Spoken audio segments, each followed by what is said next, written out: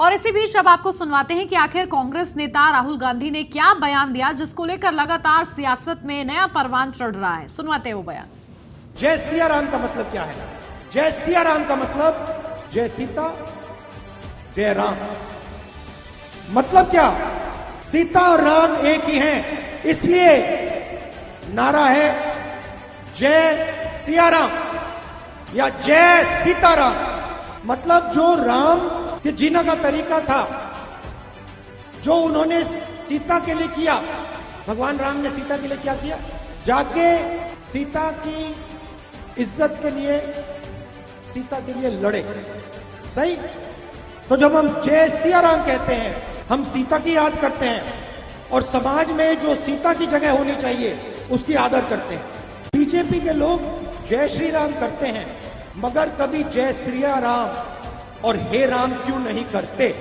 मुझे बहुत अच्छा लगा, बहुत गहरी बात बोली, क्योंकि वो सबसे पहले आरएसएस के लोग, बीजेपी के लोग, क्योंकि वो सबसे पहले जिस भावना से राम ने अपनी जिंदगी जी, उस भावना से अपनी जिंदगी नहीं जीते हैं।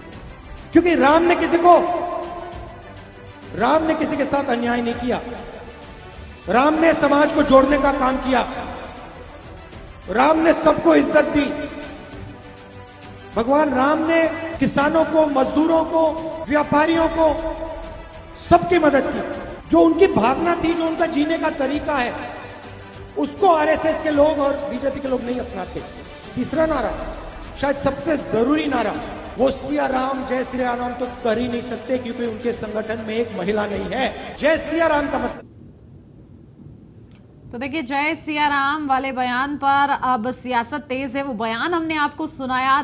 सीधे सीधे अगर देखा जाए तो कहीं ना कहीं जय श्री राम और जय सिया राम अब वर्सेस हो चुका है, जिसको लेकर ये तीखी बहस चल रही है और राजनीति में लगातार पलटवार भी आम हो चुके हैं। तो ऐसे में डिप्टी सीएम केशव प्रसाद मौर्य ने पलटवार भी किया है कि अभी उन्होंने जय सिया राम बोला है, श्री राम, जय श्री राम भले ही ना बोला हो, लेकिन कहीं ना कहीं ये कांग्रेस की विचारधारा की हार इसे करार दिया है डिप्टी सीएम ने।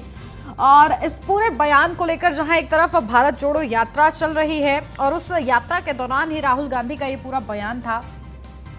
इस बयान के अब चर्चा इसलिए भी हो रही है कि आखिर राहुल गांधी क्या विवश हो गए चुनाव के चलते, जो वो जय सिया राम उनको बोलना पड़ा। ये बयान उन्होंने दिया कि किस तरीके से जय सिया राम बोलना चाहिए, जय श्री राम और जय सिया राम का एक तरीके से खुले तौर पर उन्होंने अंतर समझाने की कोशिश की और बीजेपी पर निशाना साधा, ये कह के कि बीजेपी वाले कभी जय सिया राम नहीं कह सकते, क्योंकि वो जैसा जीवन भगवान राम ने, मर्यादा पुरुषोत्तम राम ने जिया था, वैसा जी ही नहीं सकते वो, क्योंकि भगवान राम ने किसी के साथ अन्याय नहीं किया, किसी के साथ धोखा नहीं किया और ये बीजेपी वाले नहीं कर सकते, इसलिए वो कभी जय सिया राम नहीं बोल सकते।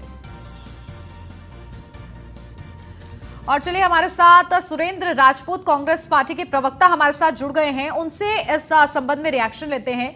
सुरेंद्र जी, देखिए किस तरीके से बयान और उसके बाद डिप्टी सीएम केशव प्रसाद मौर्य का आपने रिएक्शन भी सुन लिया होगा। उन्होंने कहा है ये कांग्रेस पार्टी की विचारधारा की हार है। देखिए, अब केशव प्रसाद मौर्य जी अगर भगवान श्री राम के पीछे छुपना चाहते हैं, सिया राम के पीछे छुपना चाहते हैं और चंदा चोरी करना चाहते हैं, चंदा चोरी करके धर्म के पीछे छुपना चाहते हैं, तो कुछ भी बोलने के लिए वो स्वतंत्र है। हमारी विचारधारा बहुत स्पष्ट है। रघुपति राघव राजा राम, पतित पावन सीता राम, ईश्वर अल्लाह तेरे नाम सबको सन्मति दे भगवान। हम तो चाहते हैं कि केशव मौर्य जी को भी सम्मति मिले, जो इस तरीके की अनर्गल बातें न करें, क्योंकि अगर ऐसी अनर्गल बातें करेंगे तो पाप के भागी भी होंगे, श्राप के भागी भी होंगे और कहीं ना कहीं नरक के भागी भी होंगे। लेकिन जिस तरीके से कांग्रेस नेता राहुल गांधी की तरफ से ये कहा गया, उन्होंने एक तरीके से देखा जाए तो खुले तौर पर डिफरेंस बताने की कोशिश की जय सिया राम और जय श्री राम में। तो इस पूरे को लेकर कहीं ना कहीं ये निशाना भी उन्होंने साधने का प्रयास किया कि बीजेपी जो है भगवान राम की तरह नहीं बन सकती, इसलिए वो कभी भी जय सिया राम नहीं बोलती है, जय श्री राम बोलती है।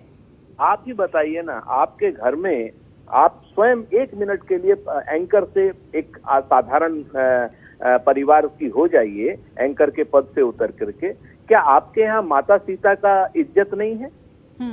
माता सीता तो क्या नाम भगवान श्री राम की एक आवश्यक अंग है, अर्धांगिनी है। इसीलिए तो हम लोग तो बचपन से जय सिया राम ही बोलते आ रहे हैं। इसमें क्या गलत है? जोड़ना गलत है क्या? इसी के लिए तो भारत जोड़ो यात्रा निकल रही है। बिल्कुल ठीक है सुरेंद्र जी। देखिए हमारे साथ बीजेपी के प्रवक्ता भी जुड़ गए हैं, चंद्रमोहन जी, उनका भी रुख कर लेते हैं। चंद्रमोहन जी, आपका भी बहुत स्वागत। देखिए किस तरीके से लगातार अब जब बहस छिड़ ही गई है तो ये कहा जा रहा है कि क्या दिक्कत है भारतीय जनता पार्टी को जय सिया राम या फिर जय श्री राम में, क्यों अंतर निकाला जा रहा है?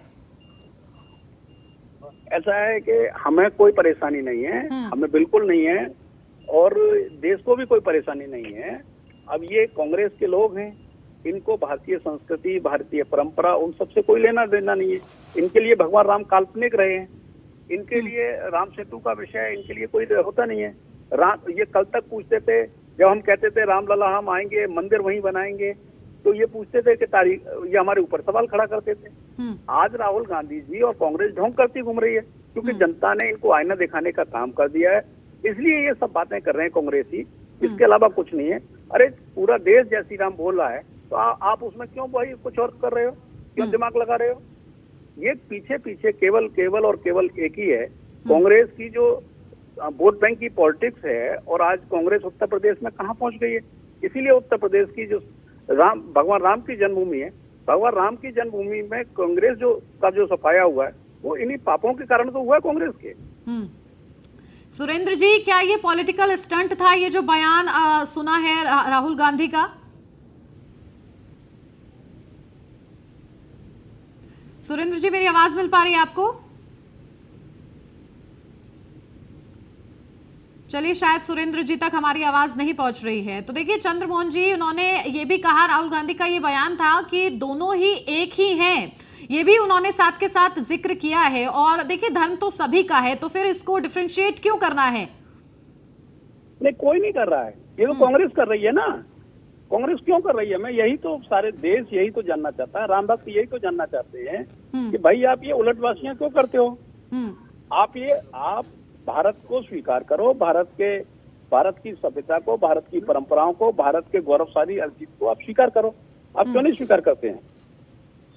बिल्कुल ठीक है, चलिए बहुत शुक्रिया आपका खास हमारे साथ बातचीत के लिए जुड़ने के लिए।